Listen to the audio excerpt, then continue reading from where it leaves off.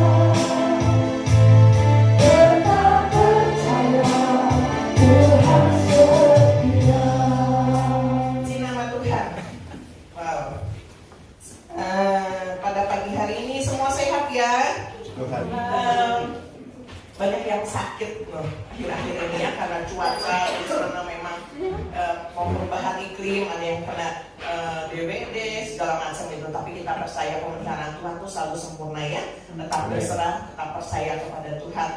Dan merupakan satu sukacita sendiri kalau pada pagi hari ini saya juga bisa bertemu dengan saudara-saudara semua dalam keadaan baik, semua bersukacita ya. Mana kasih senyumnya supaya saya nggak grogi nih, kasih senyumnya ya. Biar pada hari ini, saat ini pun juga kita mau konsentrasi ya terhadap firman Tuhan dan membiasakan diri untuk melakukan hal yang baik, terutama di dalam hal ibadah, saudara. Kadang-kadang ada yang mengganggu ya. Ketika kita misalnya ini kan handphone nggak pernah bisa lepas dari kita. Oleh sebab itu dihimbau untuk mensilenkan handphone, atau kalau Anda terganggu, saudara bisa mematikan handphone selama jam ibadah. Nggak lama, ya, cuman 1-2 jam. Ini juga udah mulai firman apalagi ya, supaya kita bukan menghargai saya, tetapi menghargai Tuhan. Amen. Dan juga nggak ada yang mau kelewat gitu firman Tuhan ya. Kalaupun saudara harus membuka handphone karena membaca firman Tuhan, sebetulnya sudah disediakan di depan ya. Kadang-kadang kan suka nggak kelihatan, oh mau buka handphone aja, oke gitu, tapi jangan membuka yang lain ya. Di nama Tuhan, terima kasih untuk perhatiannya. Saudara, pada pagi hari ini saya mau membawakan tentang do something atau lakukan sesuatu. Saudara, Pengkhotbah 9 ayat 10, saya akan membuka dengan ayat ini ya. Pengkhotbah 9 ayat 10. Segala sesuatu yang dijumpai tanganmu untuk dikerjakan, kerjakanlah itu sekuat tenaga, karena tak ada pekerjaan, pertimbangan, pengetahuan, dan hikmat dalam dunia orang mati, kemana engkau akan pergi. Saudara, kita semua yang di sini tentu orang-orang yang hidup ya. Dan kita tiap hari akan diperhadapkan dengan aktivitas-aktivitas. Keberadaan kita di dalam gereja ini makanya itu lepas dari aktivitas, kita konsentrasi sama Tuhan. Tapi sepulang dari gereja ini, silakan saudara bisa beraktivitas, bisa melakukan banyak hal. Tetapi saudara, lakukan tadi dengan sekuat tenaga ya, selama masih ada waktu, selama masih ada kesempatan, karena setelah meninggal tidak ada lagi yang bisa kita lakukan, betul? Ya, kalau orang meninggal udah gak bisa melakukan apa-apa lagi. Tetapi masalahnya, apa yang kita lakukan itu berguna atau tidak, baik atau tidak. Karena ada banyak pekerjaan yang dilakukan ternyata sia-sia atau tidak baik ternyata. Ya, yang jelas kita, saudara, di sini nih yang sudah percaya Tuhan, saya percaya akan terus semakin diberikan hikmat dan tahu ya bahwa apa yang kita kerjakan ini sejalan nggak sama rencana Tuhan ya. Dan Tuhan selalu memberikan kebaikan, itu harus kita imani saudara. Kita di dalam dunia ini ya, mungkin yang baru usianya masih anak-anak kecil masih banyak belajarnya dari mana? Dari orang tua mereka gitu. Makanya sangat baik kalau misalnya saudara bapak ibu semua punya anak-anak yang masih usia walaupun balita, batita, disarankan untuk membawa juga ibadah ya. Bawa ke ibadah walaupun belum ngerti nih, enggak saudara, enggak ada yang sia-sia. Mereka akan terbiasa di tengah komunitas-komunitas Kristen seperti persekutuan ini, dan itu akan membawa dampak yang baik buat kehidupan mereka. Itu makin belajar saudara. Kita pun yang udah berumur kadang masih harus banyak belajar saudara. Ada banyak hal yang tidak bisa kita pahami di dalam dunia ini. Walaupun dikatakan kita ini dikasih otak yang luar biasa loh. Kita diciptakan Tuhan menjadi makhluk yang paling mulia sebetulnya. Yang lebih dari binatang tentunya kan. Kita dikasih otak, saya baca di artikel, otak kita ini ya saudara bisa menampung memori 1000 TB. Terabyte atau 1 juta gigabyte. Nah, yang suka terbiasa megang handphone, tahu tentang handphone, saudara pasti tahu kapasitas handphone tuh memori paling besar berapa sih? Hasan, paling besar berapa Hasan? 1 tera. 1 tera. 1 TB. Oh, 1 TB. Ada yang bisa lebih dari itu? Susah kayaknya. 1 TB pun kalau misalnya udah full, udah langsung kasih warning ya handphonenya. Error, handphone saya udah bolot nih ya. Kadang gambar masuk ya, nggak bisa dibuka gitu. Saya hapus-hapusin dulu gitu ya. Makanya kalau saya suka lambat responnya, dikirim gambar itu nggak bisa buka gambar saudara, karena udah berat ya handphonenya gitu ya. Ada memori-memori yang begitu sangat terbatas. Otak kita tapi dikatakan ada 1 juta gigabyte. Tapi kan kita hidup lama ya dalam dunia ini. Yang udah usia lanjut nih. Saudara, Bapak Ibu kebayang nggak? Udah berapa banyak memori yang tersimpan di otak kita? Ya, itu saja nggak bisa kita ingat. 1 juta gigabyte loh. Ya. Tetapi kadang-kadang suka muncul, bener nggak nih kalau yang orang tua ya? Kadang-kadang memorinya suka muncul. Saya aja yang usia segini nih, usia emas ya, masuknya usia emas ya. Kadang-kadang saya teringat gini, hal-hal yang pernah kayaknya udah lewat begitu lama terlupakan tiba-tiba muncul. Misalnya saat anak-anak saya kecil tiba-tiba muncul, itu momen di mana ya? Kita nggak bisa mengingatnya, tapi muncul begitu aja. Itu memori di otak kita. Ya. Tuhan memberikan akal budi, di mana dikatakan, saya baca juga di artikel, akal itu sendiri adalah sebagai salah satu peralatan rohani manusia yang berfungsi untuk mengingat, menyimpulkan, menganalisis, menilai apakah sesuatu itu benar atau salah. Jadi manusia diberikan kemampuan itu.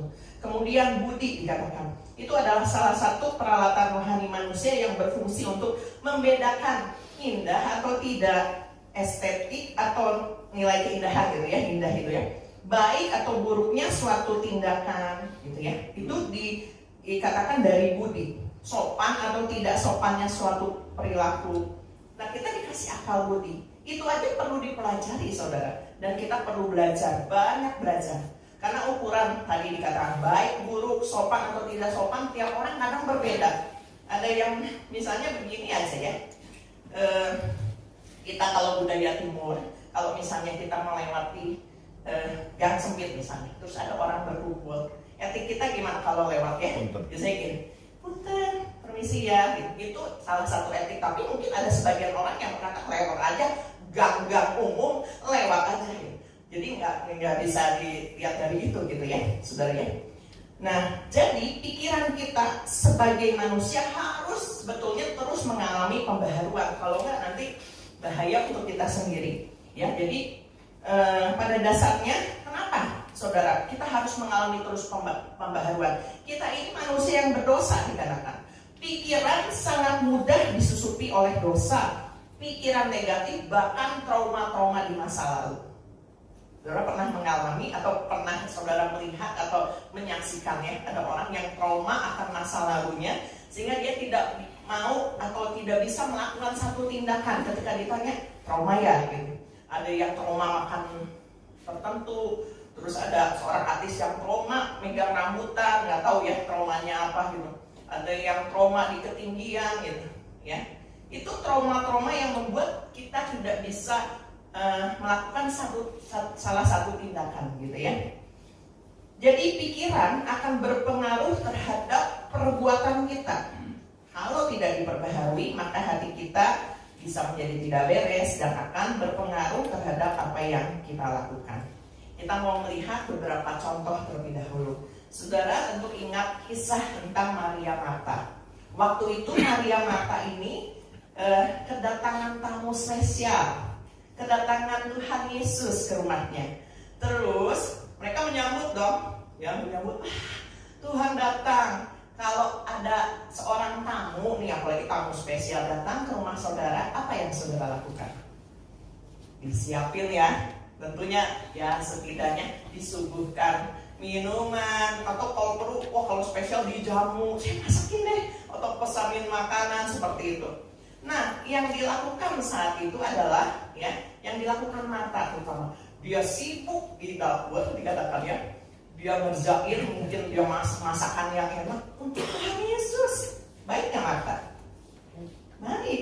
Baik dia mau mencoba Tuhan Yesus, dia baik saudara. Dua orang ini baik ya. Maria, saya nggak cerita Maria, tapi saya cerita Martanya saudara. Kita baca di dalam Lukas 10 ayat 40 ya. Ya. Lukas 10 ayat 40. Sedang Marta sibuk sekali melayani, dia mendekati Yesus dan berkata, Tuhan, tidakkah engkau peduli bahwa saudaraku membiarkan aku melayani seorang diri? Suruhlah dia membantu aku. Jadi kayak orang tahu ya. Suruhlah dia membantu aku. Saudara, yang dikerjakan Marta itu baik. melayani Yesus, tetapi pikirannya mulai disusupi sesuatu hal yang tidak baik. Bukankah hal ini juga kadang kita alami, atau kita pikirkan, atau kita lakukan di dalam kehidupan kita? Mungkin dalam hal yang berbeda. Terkadang kita merasa, kok gua aja sih yang kerja, dia enak-enakan gitu, ya. Sampai akhirnya Tuhan bukannya negur Maria, yang ditegur malah Marta, ya. Di dalam ayat 41-nya, tetapi Tuhan menjawabnya, Marta, Marta, engkau khawatir dan menyusahkan diri dengan banyak perkara. Saudara, masalah di dalam dunia ini udah banyak. Terkadang kita menambah masalah baru, saudara. Tetapi ini contoh membuat kita juga, mata rohani saya juga terbuka. Apakah terkadang kita membandingkan, ya, misalnya aku udah kerja nih, wah enak tuh yang lain ya, udahlah gitu. Jadi kita menggerutu kalau kayak gitu kan, ucap syukur ya. Padahal Marta udah lakukan yang terbaik, coba dia kerja aja gitu. Oh dia yang men-serve sama Tuhan Yesus, buat Tuhan Yesus gitu ya. Mungkin akan lain ceritanya. Tetapi kisah ini ditulis bukan menjadi satu keburukan atau bukan secara kebetulan, tetapi kita bisa belajar dari persoalan ini. Sederhana kan kelihatannya, tapi kita belajar, kita harus mengelola pikiran kita. Pikiran kita itu mempengaruhi perbuatan, betul saudara. Ya. Bahkan dalam hal pelayanan sekalipun kita harus bisa mengelola hati dan pikiran, sehingga ketika kita melayani dan bekerja buat Tuhan, fokus kita nggak boleh berubah.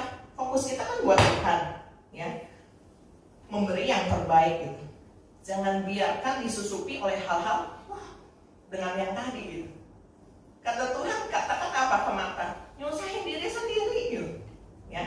Terlalu banyak yang dipikirin, jadi jelimet kitanya yang pusing. Tadinya mau berikan yang terbaik, tadinya udah mau kasih yang terbaik nih buat Tuhan, dinodai dengan hal itu, gitu ya. Jadi biarkan orang lain melakukan bagiannya, kita melakukan bagian kita, tapi yang terutama saudara, lakukan yang terbaik saudara. Kalaupun saudara melihat ada hal yang tidak baik dari orang lain, kalau memang itu salah dan saudara mau membagi pengalaman, saudara bisa berbicaranya bukan seperti tadi, bukan seperti Marta tadi ya, lain perkara gitu. Tapi saya nggak bicara soal itu, tetapi bicara tentang pikiran saudara. Kadang pikiran kita membuat kita juga akhirnya jadi berbuat salah, saudara. Jadi hati-hati, walaupun kelihatannya benar. Tadi Marta benar ya, tetapi karena pikirannya itu membuat dia ditegur sama Tuhan Yesus. Saudara, saya mau mengutip kesaksian. Ini saya baru dapat pagi tadi, saudara. Tapi ini contoh realnya. Kalau tadi di dalam firman Tuhan memang real gitu, saudara ya. Tapi kadang kan orang bisa aja lo ngomong gitu ya. Tetapi saya dapat pagi tadi gitu waktu dengerin khotbah di televisi, ini relate banget sama khotbah saya pagi ini. Saudara, di situ ada kesaksian seorang istri yang mendapat suami yang kasar. Di sini suami-suami nggak kasar ya, suami mengasihi istri, amin. Ya. Ini suaminya kasar, bahkan maaf kata dikatakan suami ini sering memanggil istrinya dengan sebutan babi, bukan baby loh, babi. Saudara, ya anak Tuhan harusnya nggak seperti itu. Bayangkan istrinya itu dipanggil babi gitu, ya. Istri ini tentu merasa sakit, tetapi karena dia tidak berani melawan suaminya, apa yang dia lakukan? Dia mendumel, nyumpahin suaminya, cepat mati, ya. Wah pokoknya kalau suaminya tiap kali berlaku kasar sama dia, yang ada adalah mengutuk, mengumpat suaminya di dalam hati, ya. Mungkin ada juga yang sebagian bereaksi ya, dilawan lagi gitu, ya. Tetapi kisah seorang istri ini, dia diam, tapi dia ngumpat dalam hatinya, wah, yang nyumpahin suaminya. Sampai akhirnya dia tidak bisa memberikan yang terbaik, sebagaimana layaknya istri buat suami. Nyiapin makanan jadi asal-asalan, ngapain? Dia nggak ngehargain aku gitu ya. Jadi kalau dia beli sayuran, gitu, pilih aja yang jelek katanya gitu ya. Dia sediain asal aja gitu. Suaminya kan nggak puas gitu, wah makin kasar sama dia gitu. Ya, dia nggak mau melakukan yang terbaik. Pikiran saudara.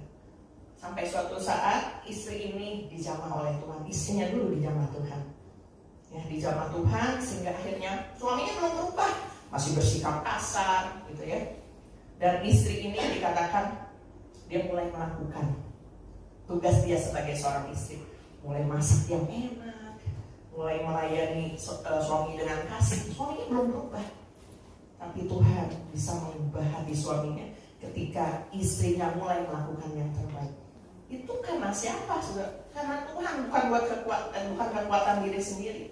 Ada banyak kehidupan rumah tangga di sini akhirnya terpecah hanya karena masalah seperti itu, saudara. Tapi istri ini melakukan satu sikap yang terbaik. Ini kebetulan seorang istri. Mungkin dalam hal lain ada suami yang tertindas mungkin sama istrinya gitu. Tetapi lakukan yang terbaik, saudara. Lakukan yang terbaik bukan seperti untuk manusia, tapi seperti untuk Tuhan. Susah ya ngomong, tapi ini kan kesaksian nyata dan dialami dan sungguh-sungguh mengubahkan sifat suaminya, saudara.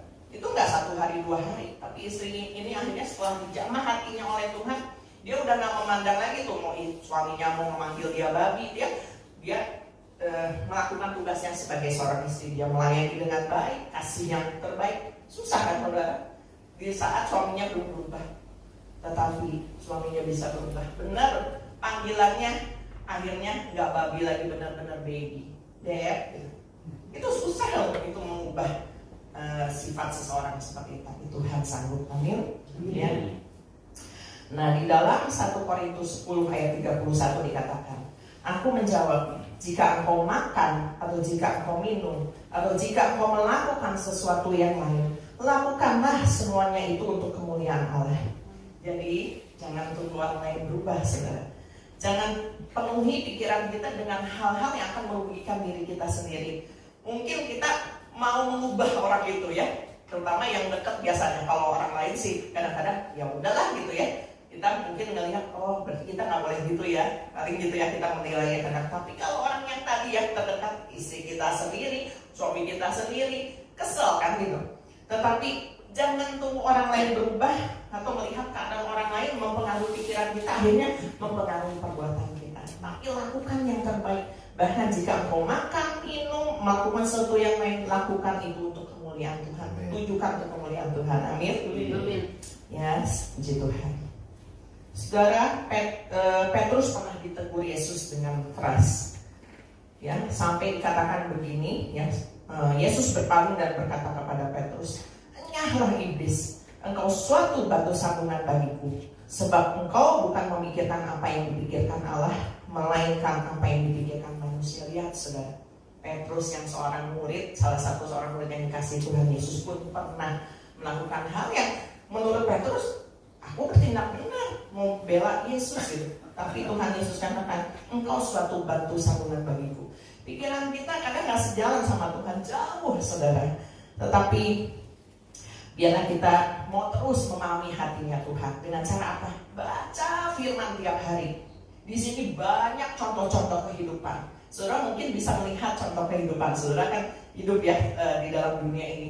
Sekian lama kita hidup, yang tua-tua. Kadang saya belajar juga dari orang-orang tua loh, gitu ya. Mereka yang sudah hidup sekian lama dalam kesederhanaan mereka. Tapi saya melihat hati-hati yang benar-benar setia pada Tuhan.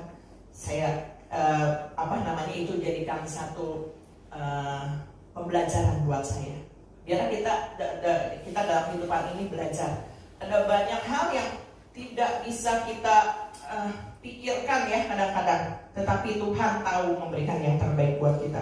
Baca firman-Nya tiap hari, responi ya dengan kita terus melakukannya. Ya, jika ada hal di luar kemampuan kita percaya bahwa Tuhan sanggup melakukan rencananya. Ini contoh kedua, saudara. Pada suatu hari, Petrus dan teman-temannya yang lain atau murid-murid Yesus pergi menangkap ikan. Setelah malaman mereka menangkap ikan, tetapi tidak ada yang didapat. Mereka sia-sia. Pagi hari ketika mereka mulai ke pesisir atau ke pantai, dikatakan udah gak dapat apa-apa. Mereka tentu lelah setelah seharian semalaman bekerja menangkap ikan, gak dapat apa-apa, saudara. Mereka adalah nelayan-nelayan yang ahli tentunya, tapi gak dapat apa-apa. Tetapi di dalam Yohanes 21 ayat 6 katakan, maka Yesus Kata Yesus kepada mereka, tebarkanlah jalamu di sebelah kanan perahu, maka akan kamu peroleh. Lalu mereka menebarkannya dan mereka tidak dapat menariknya lagi karena banyaknya ikan. Kadang kita mengalami situasi seperti ini, saudara. Kita sudah bekerja sangat keras, tapi tidak dapat hasil apa-apa. Jangan menyerah, saudara. Percayakan saja hidup kita kepada Tuhan. Andalkan Tuhan. Allah itu kreator. Kreator itu pencipta. Jadi dia tahu loh, kita perlu apa, kita lagi ngapain. Yang penting sikap hidup kita itu nggak neko-neko, saudara ya. Terus berpadangan dengan kebenaran. Tuhan sabar kok sama kita. Kalau kita melakukan kesalahan bukan dengan sengaja ya, saudara. Kadang yang saya bilang tadi, kita perlu banyak belajar kehidupan ini. Dan kita kadang mengalami fase-fase kegagalan dalam kehidupan kita bukan karena Tuhan jahat, bukan karena Tuhan tidak memperhatikan kita. Kadang pikiran kita saja yang bilang, Tuhan nggak merhatiin aku ya, Tuhan nggak mungkin menghukum aku. Itu pikiran kita, saudara. Tetapi Tuhan tidak punya pikiran seperti itu. Kalaupun Tuhan mengizinkan kita mengalami kesulitan atau kegagalan, itu akan membentuk karakter kita, saudara. Ya, seperti yang dialami istri tadi, kalau dia menyerah ya udah kehidupannya akan seperti itu. Tetapi biarlah kita yang sudah ditebus tadi, kita sudah memuji Tuhan. Dia tuh juru selamat kita loh, udah nyelamatin kita dari dosa. Masa kita diantepin gitu sama Tuhan, gitu ya. Tetapi kadang-kadang kalau kita di tengah situasi yang tadi yang udah kerja mati-matian nggak dapat hasil, udah hopeless lah. Apa yang ada di pikiran kita? Negatif. Ya, mulai membandingkan dengan orang lain gitu. Tetapi kita juga bisa belajar lewat murid-murid Tuhan Yesus ini ya, saudara. Mereka pada pagi hari ketika mereka lelah bertemu dengan Tuhan Yesus katakan, tebarkan jalamu ke kanan. Kita nggak pernah tahu apa yang disuruh Tuhan loh. Kadang-kadang di luar logika kita. Biasa mereka menebarkan jala sebelah kiri, ini disuruh ke kanan. Biasa kalau namanya nelayan pergi melaut malam kan, ini suruh balik lagi gitu pagi. Gimana gitu. Tetapi mereka taat melakukannya. Dan apa yang mereka dapat? Hasil yang mungkin berpuluh-puluh kali, beratus-ratus kali dari yang biasa mereka dapatkan. Saudara percaya itu, saudara? Ketika saudara merasa usaha saudara, aduh kayak tadi ya, ayat pertama dikatakan, lakukan dengan sekuat tenaga. Udah, Tuhan, aku udah melakukan sekuat tenaga. Nggak ada hasil. Terus gimana Tuhan?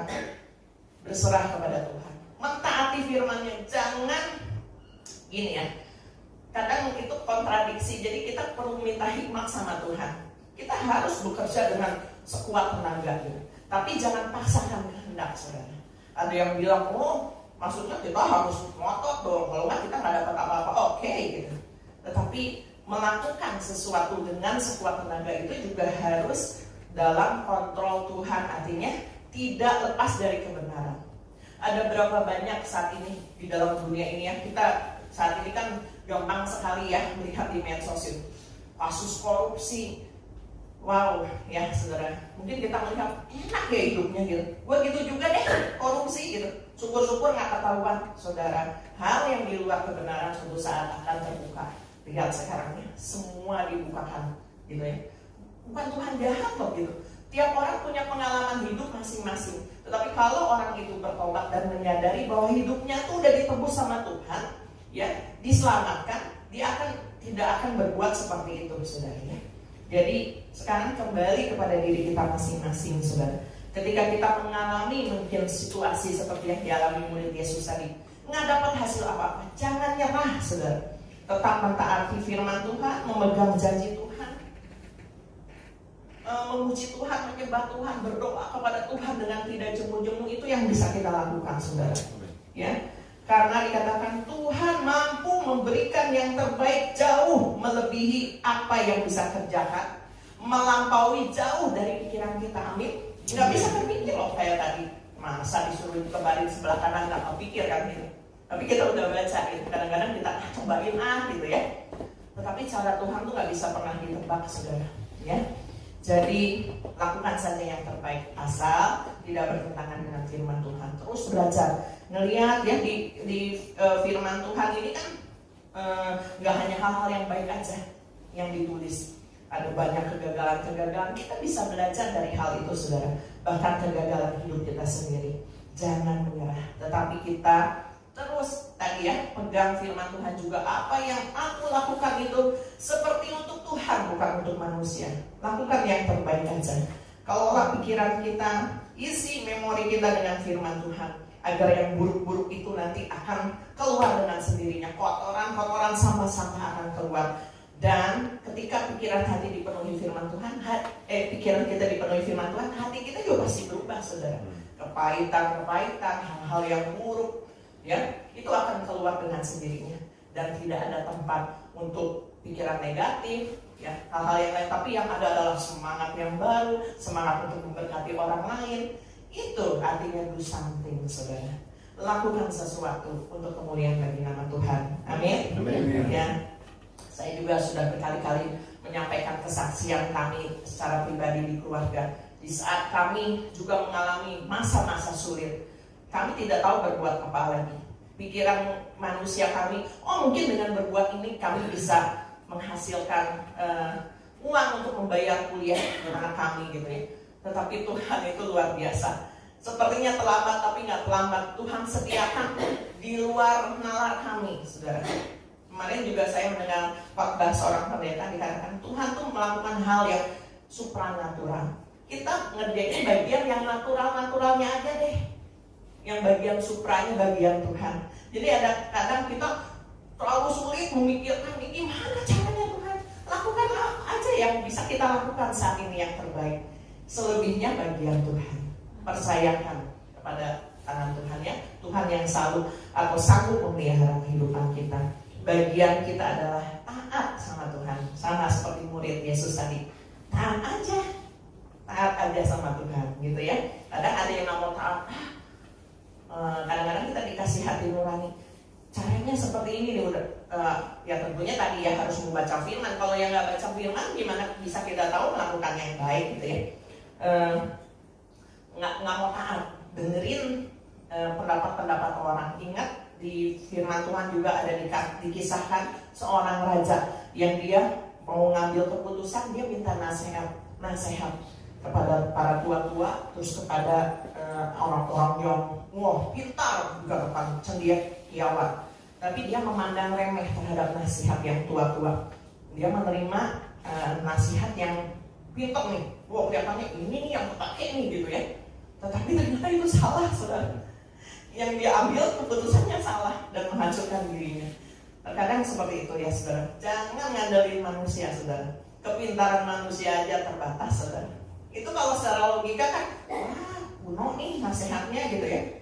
Itu salah satu contoh. Hati-hati di dalam berbuat, ya. Tetapi kuncinya kembali lagi kepada pikiran. Minta terus perkenanan Tuhan, sehingga apa yang kita kerjakan juga semua atas perkenanan Tuhan, ya. Fokus saja memberikan yang terbaik.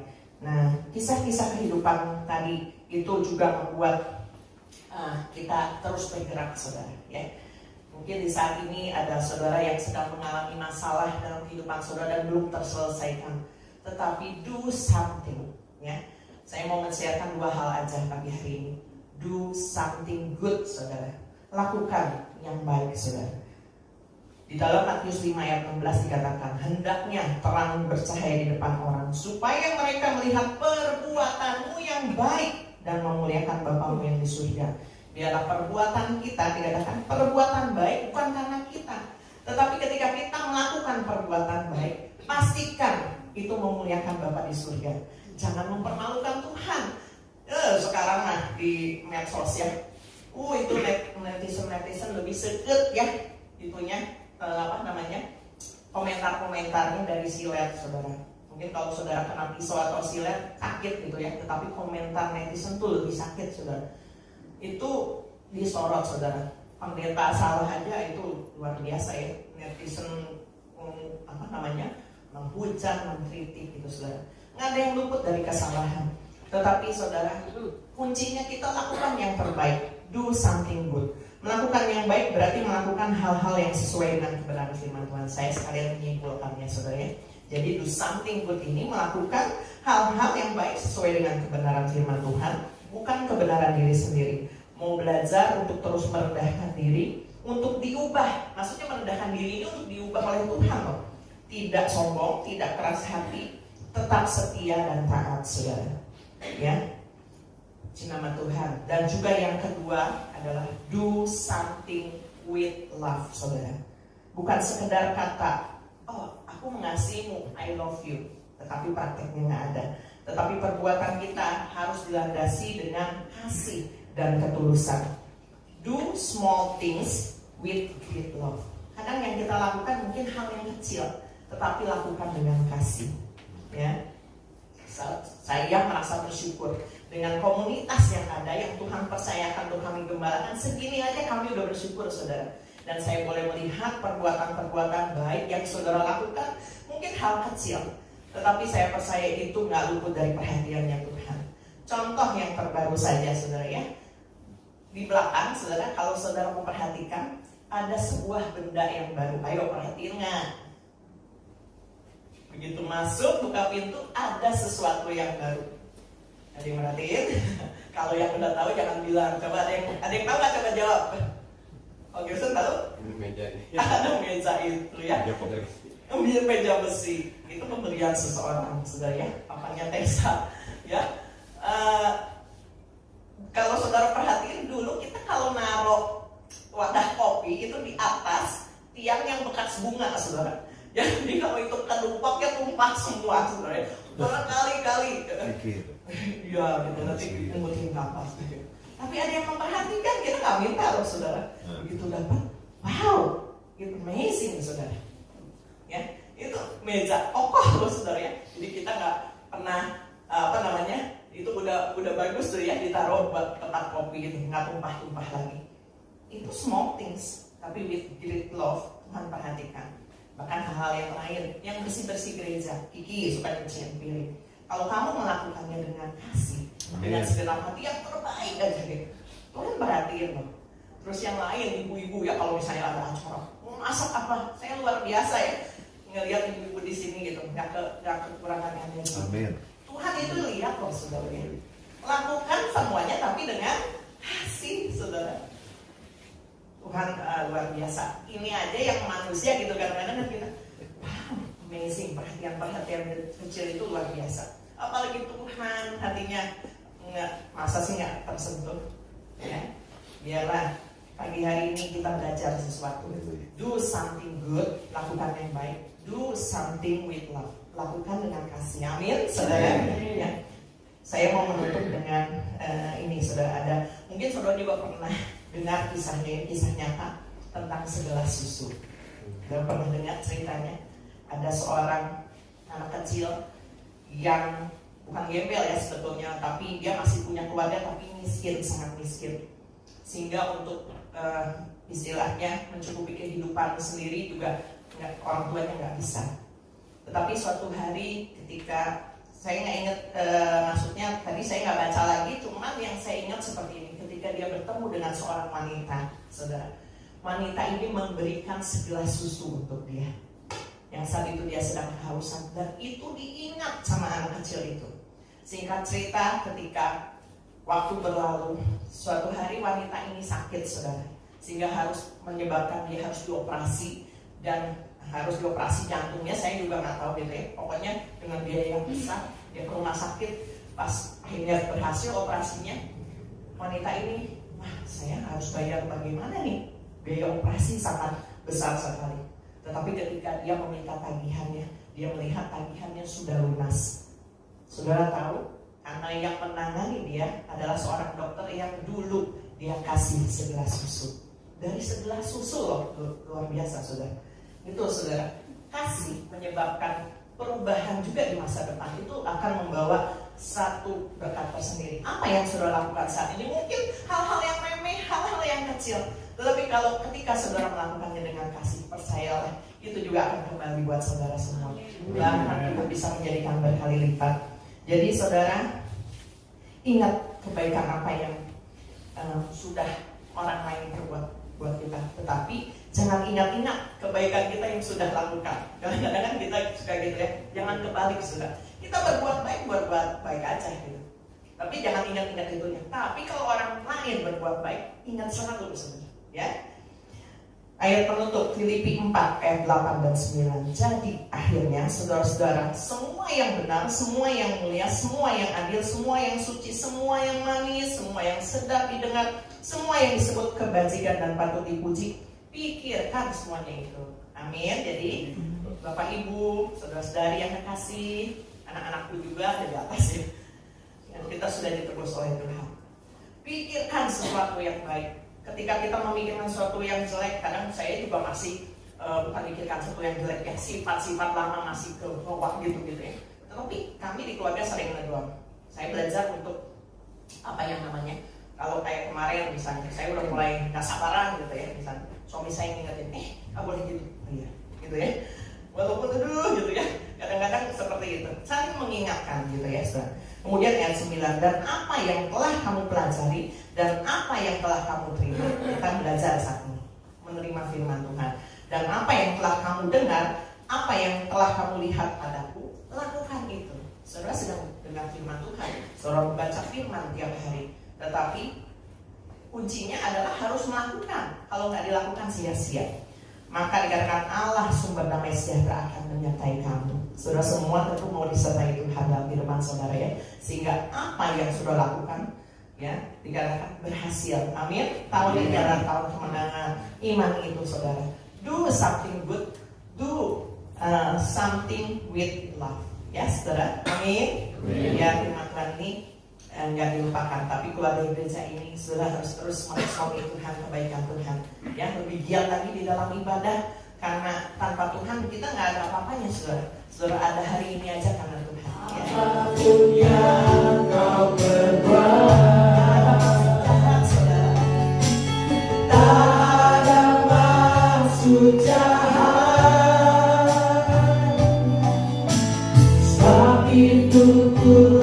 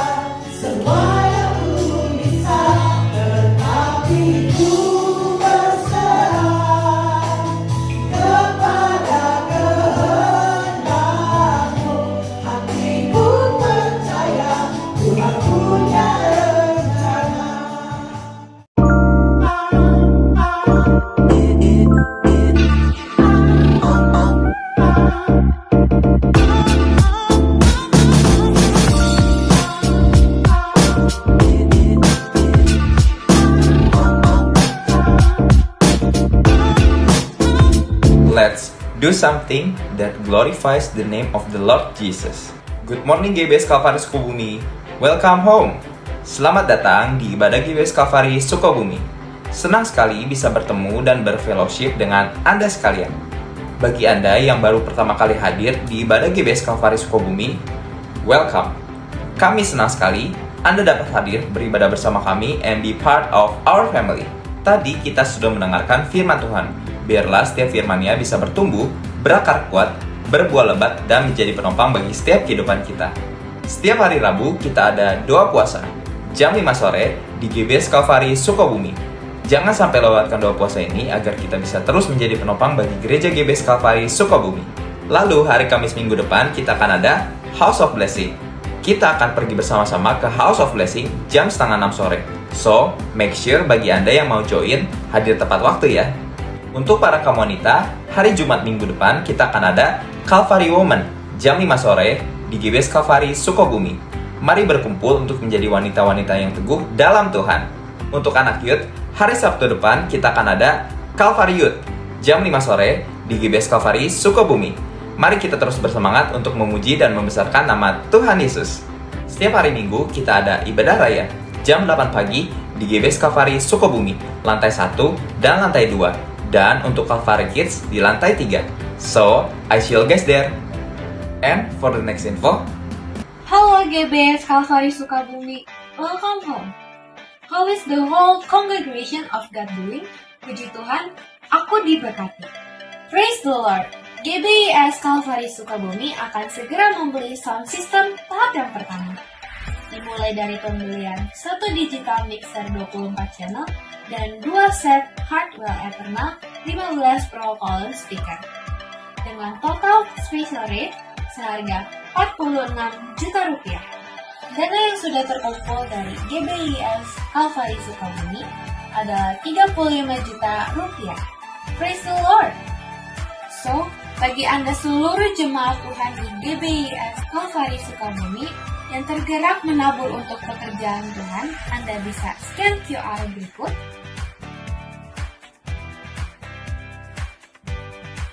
atau transfer ke nomor rekening berikut ini. Kami percaya ketika saudara menabur dalam pekerjaan Tuhan, saudara akan menuai kebaikan Tuhan sesuai dengan firman-Nya. God bless you. Seperti yang dikatakan dalam 2 Korintus 9 ayat 6, orang yang menabur sedikit akan menuai sedikit juga, dan orang yang menabur banyak akan menuai banyak juga. Bukan tentang seberapa besar pemberian itu, melainkan seberapa besar hati yang memberikannya. Bagi Anda yang ingin memberikan persembahan atau persepuluhan untuk Tuhan melalui Gereja GBIS Calvary Sukabumi, Anda dapat scan QR berikut.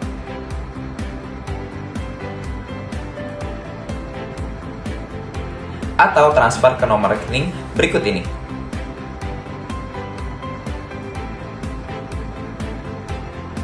Atau dapat memberikan secara langsung melalui kantung persembahan yang akan diedarkan. Follow Instagram @GBIS Calvary Sukabumi untuk mengetahui lebih banyak kegiatan yang ada di gereja kami.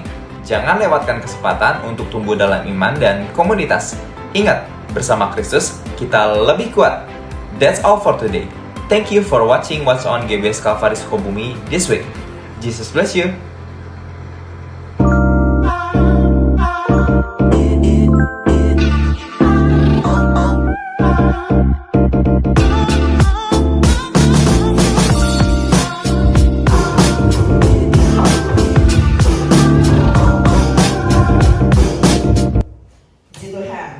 What's on tadi selalu diumumkan tiap minggu supaya saudara juga ingat selalu jadwal-jadwal di gereja ini, saudara.